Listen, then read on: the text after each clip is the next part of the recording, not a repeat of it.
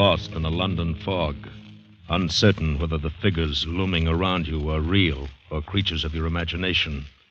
And somewhere in the wet grayness lurks a murderer from whom you must escape.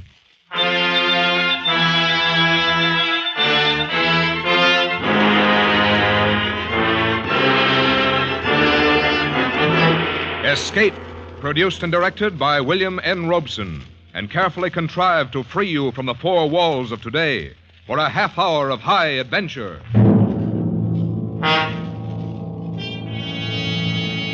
Tonight, we escape to a fog-shrouded city and the terror of a shell-shocked mind, as Algernon Blackwood describes them in his ghostly story, Confession.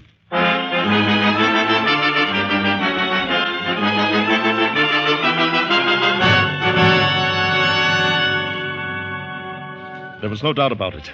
The woman was dead. Her cheek was cold to my touch. The head of the long, sharp hat pin protruded from her breast above the heart. She was dead, murdered. And I stood there by the bed, my brain whirling crazily. I was alone in an empty house with a murdered woman. And then suddenly fear flashed across my brain and cleared it. I heard the door below open and close. Footsteps. Someone was coming across the downstairs hall, onto the stairs. Coming up here. In a moment, I would be discovered. In a moment, someone would walk into this room and see me standing over the body. In a moment, my escape would be cut off. Quickly, I slipped across the hall and into another of the empty bedrooms. I leaned against the closed door, breathing heavily, listening to those steps come closer. Would he look into any of the other bedrooms first? Would I be discovered here? He passed my door and went into the room, straight in, closed the door behind him. Then he knew where to come. I waited a moment, waited for some sound, some gasp of discovery. There was none. Then he knew what to expect. I must escape quickly before he came out of that room. I started down the stairs, carefully, to avoid any sound.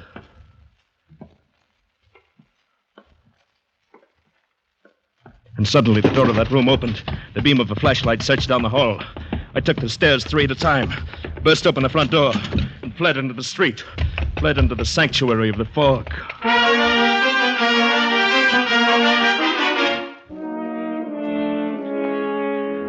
How long and how far I ran, I do not know. I could see nothing, feel nothing but the clammy dampness of the fog. I don't know whether he was still following me or not. I ran out of sheer terror, up one street, down another, with no idea of where I was or where I was going. Perhaps I was running in circles. Perhaps I would run right back to the house. Well, I stopped. I leaned heavily against the wall. My hands were shaking as I raised them to my perspiring face. I held them there to steady them, ran them through my wet hair. My hat. I didn't have it. I'd left my hat back there in that room, on the bed beside that dead woman. And it had my initials in it.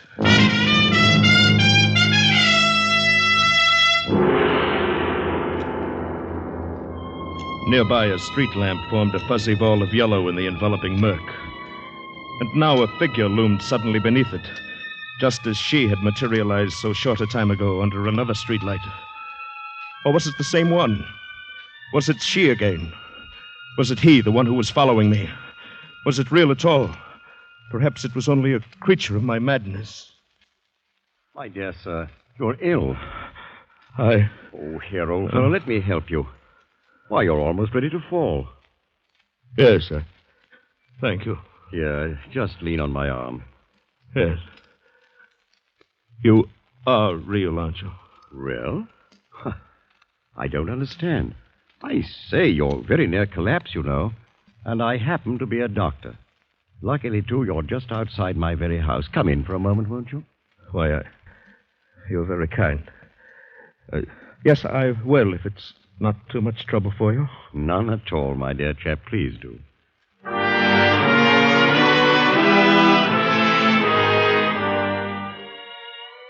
Within 5 minutes, I was seated in a comfortable chair before a toasting fire, sipping a hot cup of tea. I could feel my nerves relaxing. But the traces of my illness must have been clear on my face, because my host observed. Your trouble is shell shock, isn't it? Why, yes, how did you know? I've been in the service, and I'm a doctor. Of course, I only meant I'm supposed to be recovered, or almost. But I got lost in the fog, felt ill suddenly. Terrified, you know. I know. You should never have been out on a night like this. If you've got far to go, you'd better let me put you up.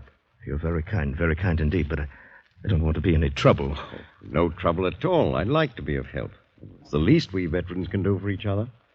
Oh, the blasted war. Thank goodness it's over. You're not English, are you? No, Canadian. I haven't been demobilized yet. I'm still in the Army hospital at Regent's Park under the care of Dr. Henry. Ah, yes. Very good man. I'd say he's done well by you. Up till tonight, I mean. Yes. Of course, we had no idea there would be a fog. I still get in a panic when I feel all alone. Well, that's usual, but then there was something more than that tonight, wasn't there? What do you mean? Simply that you've had rather a severe shock quite recently, haven't you? How did you know that? My dear chap, I'm a doctor. My business to know. You were in much too agitated a state when I found you for me to suppose it could have been done simply by the fog. And, if I may hazard another guess, I should say it would be a relief to you and wise as well if you could unburden yourself to someone who would understand. Am I not right? Someone who would understand. That's just it. I doubt if there is anyone like that. It's so incredible. Oh, the more incredible, the greater your need to tell it. Repression in cases like yours can be dangerous, as you must know. You think you've hidden it, but it bides its time and it comes up later causing a lot of trouble. Confession, you know. Confession is good for the soul. Yes, I suppose you are right. But it is so wildly unbelievable. Since we're strangers, my belief or disbelief can make no difference. And I think I can promise you in advance that I shall believe all you have to say. Well, but I've got to tell somebody about it soon anyway. Cigarette to help the telling? Thank you.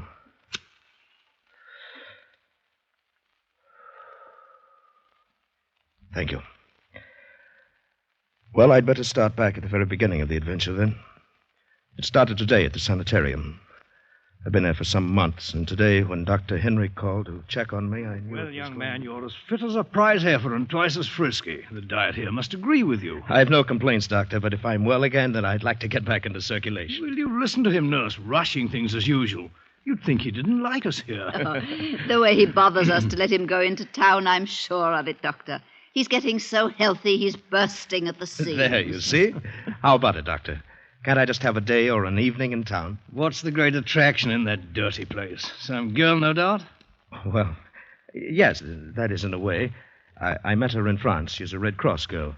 She's invited me to stop in for tea if I'm up in London, and, well, it's just that I'd feel human again, seeing a girl having tea, a cigarette, chatting.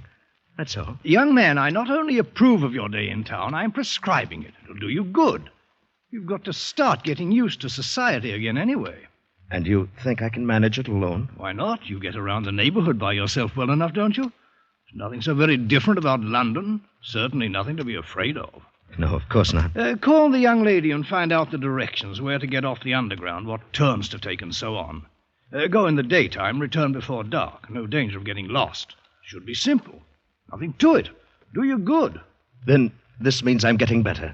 I'll be able to go home soon? There you go. Rushing things again. But yes, I think perhaps we're on the last leg. Oh, that'll be all, nurse. Yes, Dr. Henry. Now, tell me, young man, what about your friends? No, Doctor. I think they've deserted me. I don't see them anymore. No more ghosts.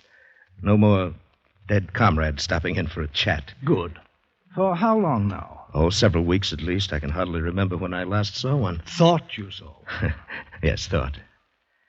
Of course, in the dark room at night, sometimes the shadows... That's not quite the same thing. Lots of well people fancy they see the shadows move at night, especially after they've been reading some penny dreadful. Yes, I suppose so. At any rate, you can distinguish between the real people and the unreal now, and that's a big step, considering how you were a few months ago. Well, it's only when I feel completely alone, cut off, that the old panic begins a little, but not as much as before. Many people don't like to feel alone and cut off, but they can fight down that panicky feeling, nip it in the bud. So will you in time. But I must warn you, a severe shock could undo all our work. By all means, avoid shock.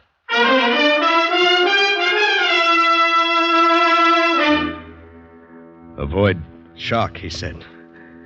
Very funny, isn't it? But who could have known then what would happen? How could I have suspected as I went about planning my day in town, my holiday? I called the girl, arranged our tea party. I was to be at her little house in Morley Place at 4. So he's defined the first time. With your Canadian backwoods instinct, she'll probably manage it better than any Londoner. Yes, I'm sure I will. It's near South Kensington Station, then. Exactly. You change at Piccadilly Circus. Yes. Without leaving the underground station. And come to South Ken. That's 3 streets left from there. Then 2 right, 1 more left, and right again into Morley Place. It's really not far. Oh, I'll find it, all right. Now, don't go to any great bother. Oh, you just leave that to me. This is a special occasion, you know. Till 4, then. Until 4. Yes. Thanks.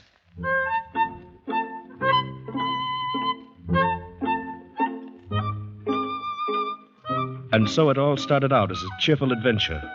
And everything went well into the city. I made my change underground at Piccadilly, took the local to South Kensington Station. And there I came up at surface again. And when I walked out, I stepped into a solid, opaque blanket of white fog. I could hear the traffic, the rumble of the city around me. I could hear footsteps, an occasional muffled voice. But I could see almost nothing. This is how a blind man feels then. The only objects of relief from that dreadful enveloping gray wall were an occasional blur of yellow from a street lamp or a motor car headlight, a glimmering patch from some big lighted shop window here and there, and the figures of other people passing by, dark and floating and indistinct.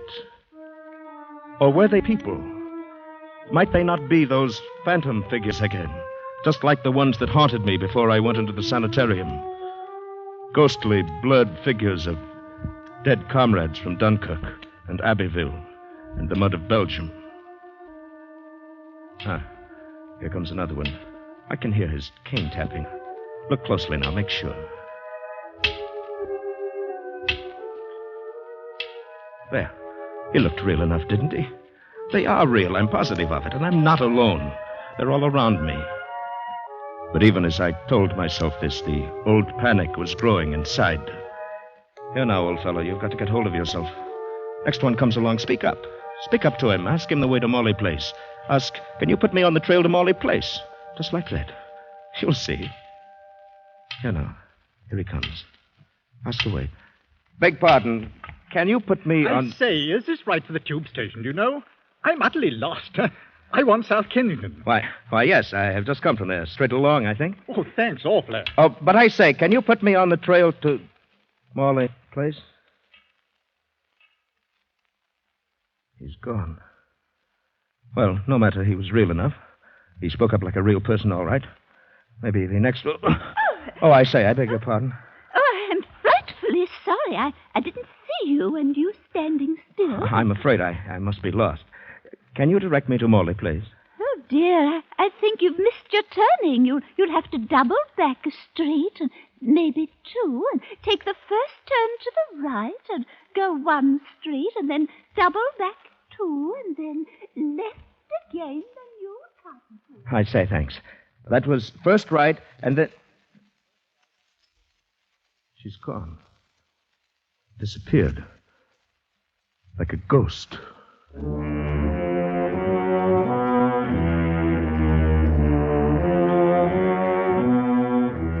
The panic was rising in me. They were real people, yes, but they appeared and disappeared so disconcertingly quickly. And when I turned off down the main street, there were fewer of them. I turned again and again. But I couldn't remember the directions. Suddenly, I knew I was lost. And now I was in some little backwater where passers-by were rare, where no one came, where I was alone.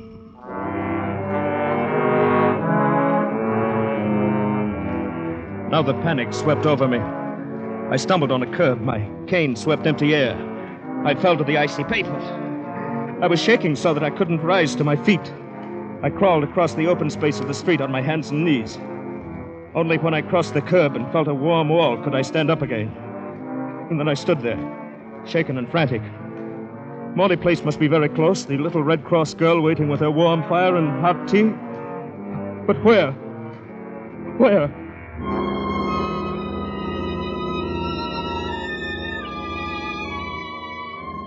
Suddenly, in the yellow blur of the nearest street lamp, a faint darkening of the fog caught my eye. It was not a figure this time, only the shadow of the pole grotesquely magnified. No, it moved. It came toward me. It was a figure, a woman. It came right up to me. Fear gripped me, and then I remembered the doctor's advice. Don't ignore them. Treat them as real. Speak to them and go with them. You will soon prove their unreality then, and they will leave you. And so I gripped the wall behind me and spoke to her. Lost your way like myself, haven't you, ma'am? Do you know where we are at all? Morley Place I'm looking for. Where am I? Well, I say you're more frightened than I am. May I help you? I'm lost. I've lost myself. I can't find my way back. Same here. I'm terrified of being alone, too. I've had shell shock, you know. Let's go together. We'll find our way together, eh? Who are you? Name's O'Reilly, Canadian. I'm going to have tea with a friend in Morley Place. What's your address? Do you know the name of the street here? I came out suddenly, unexpectedly. I can't find my way home again. Just when I was expecting him to. I say, steady, ma'am. He may be there now, waiting for me this very moment, and I can't get back. Have you any idea of the direction, ma'am? Any at all? We'll go together. Listen. I hear him calling. I remember. Wait, ma'am. Wait. Don't leave me here alone. I'm going with you. Wait. She was running fast through the fog. It was all I could do to keep up with her. But I felt I must not lose her or my own nerves would go to pieces. How she found her way in the fog, running so quickly, I didn't know, but I kept close on my heels, running hard. I could smell a faint perfume in the air, trailing behind her. A faintly familiar odor, but not pleasant. And then suddenly she stopped and turned into the gate, so suddenly that I almost bumped into her. Oh, is this in? You found it then. May I come in with you for a moment? Perhaps you'll let me telephone my doctor. Doctor? Yes, Dr. Henry at the Army Hospital. I'm in his care, you know. My home is somewhere here. I'm near it. I must get back in time. For him. I must. He's coming to me. I say, ma'am. But she turned and walked toward the house. For a moment I hesitated. This woman was acting very strangely. But no matter, she was at least real, and I needed help.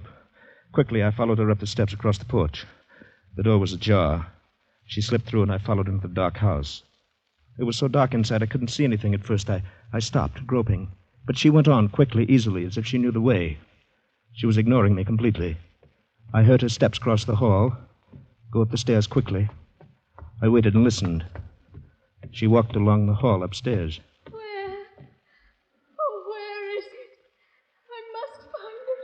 And now the hair on my neck felt as if it were rising. Was she, after all, another of my figures? Was she unreal, too? Oh, at last, I've found it. I'm home again. I heard her open a door upstairs, go in and close it after her.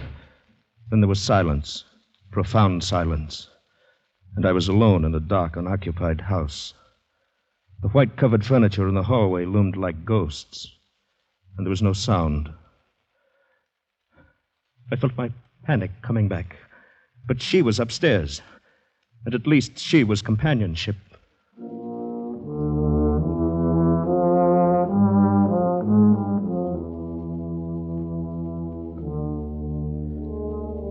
I groped my way up the stairs. Along the upstairs hall. There was no sign of life. Where are you? I want to help you. Which room are you in? There was no answer. But as I put my hand on a table to steady myself, I felt something. It was a candle stump. With a gasp of relief, I took it up and lighted it. Now I could see a little. One by one, I tried the bedrooms. They were dusty and unused. The furniture covered, the mattresses rolled up on the beds. They were all alike. Until I opened the last door. Instantly, I knew this was it. I smelled the perfume. Only now I recognized it, understood why it was unpleasant to me. It was the smell of a hospital, of chloroform. And there was the woman, her dark fur coat wrapped around her, her jewels just showing at the neck. And she was stretched out on the bed, motionless. Instantly, I knew she was dead. In the next instant, I thought I would go mad. The blood on her face was congealing. Her skin was cold. I knew then that she'd been dead for an hour at least, and that what I saw in the street was not real. This was the shock that Dr. Henry had warned me to avoid. And what happened then? Well, I heard the door open up downstairs. Someone came in. The one she'd been expecting, no doubt. And suddenly I realized the danger of my being found there beside a woman who had obviously been murdered.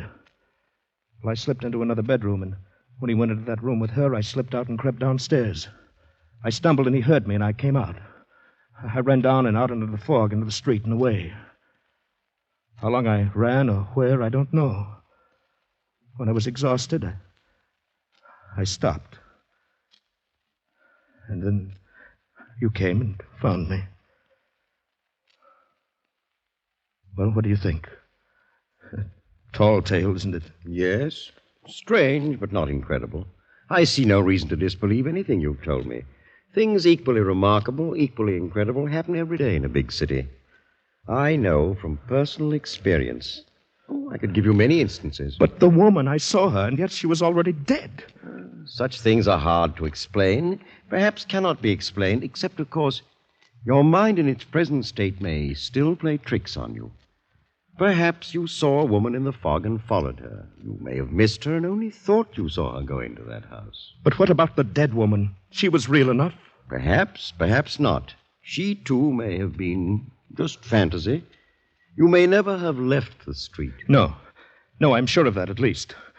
I must believe it. She was real, and the man who came up the stairs was real. If I didn't believe that, I think I should go mad. Yes, perhaps that is important. Then, let me see. Have you any proof of what you saw? Something, perhaps, that you carried away with you? None.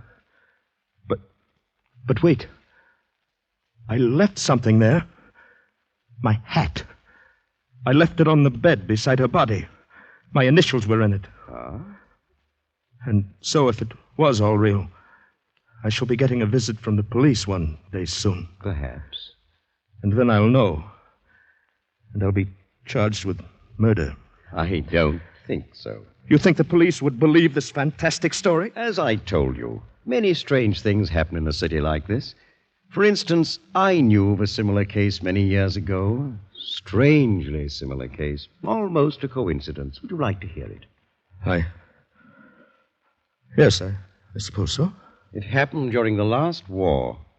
A colleague of mine, a surgeon now dead, married a charming girl, young and beautiful. He was wealthy, and they lived comfortably for many years. They seemed happy together. Then came the war, and he went overseas. His income was stopped, of course. The big house closed. His wife found life not so pleasant as before. And somehow she blamed her new hardships on him. You see, she was devoid of imagination, without any power for sacrifice. But she was still young and beautiful. The inevitable young man came along to console her. He was rich. They planned to go off somewhere. Only by chance, the husband came back from overseas suddenly. Just in the nick of time. Well, he should have let her go. He was well rid of her, I'd say. Well rid of her, yes. Only he decided to make the riddance final. he decided to kill her and her lover. You see, he loved her. He planned the time and place carefully. They met, he knew, in the big house, now closed. He waited for them there. The plan failed, however, in one important detail. She came at the appointed time, but without her lover. She found death waiting for her. Oh, completely painless death. But the lover did not come. The door had been left open for him. The house was deserted, and it was a foggy night, like tonight. But he did not come. Instead, a stranger came. Hi. And where was the surgeon all this time? Waiting outside, concealed in the fog. He saw the man go in, and he followed him to kill him. But the man was a stranger. He came in by chance, like you, to shelter from the fog. I think that I should... Why, what is the matter, sir? Well, I really must be going. Oh, of course, if you wish. Thank you for your kindness and hospitality. Oh, it's been a pleasure, young man. I enjoyed your story, although I confess I expected one a little different. Your coat. Thank you. I'll walk with you to the door and give you the directions. Ah, you're in luck. I think the fog's lifting a bit. Doctor, may I ask, your friend, the surgeon, was he ever caught? Ah, that's the part of the story I don't know. He was clever enough so that I doubt it. Unless he told somebody, made a confession. I see. And even so, unless that other person had some proof. Oh, by the way, you can't walk about in the fog without a hat. Here, it's an extra one of mine. You needn't trouble to return it. Thank you. Thank you very much.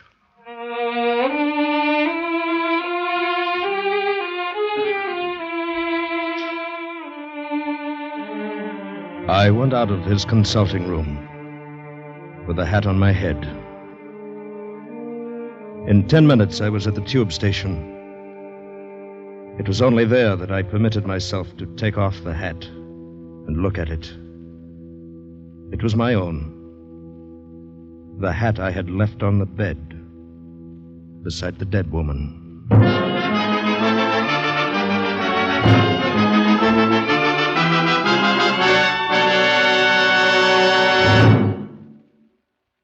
Escape is produced and directed by William N. Robeson, and tonight brought you Confession by Algernon Blackwood, adapted for radio by John Dunkel, with Bill Conrad as O'Reilly, Ramsey Hill as the doctor, and Peggy Weber as the woman in the fog.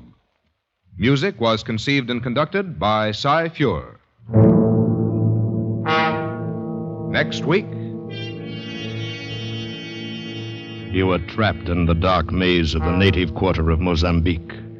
A dead man at your feet, the police closing in around you. And beside you is a girl with whom you must escape.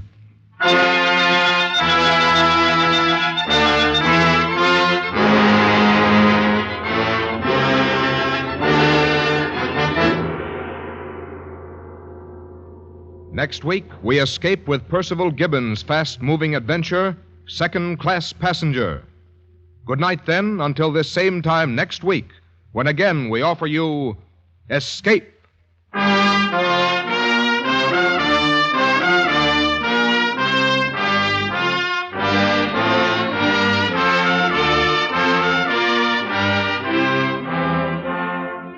This is CBS, the Columbia Broadcasting System.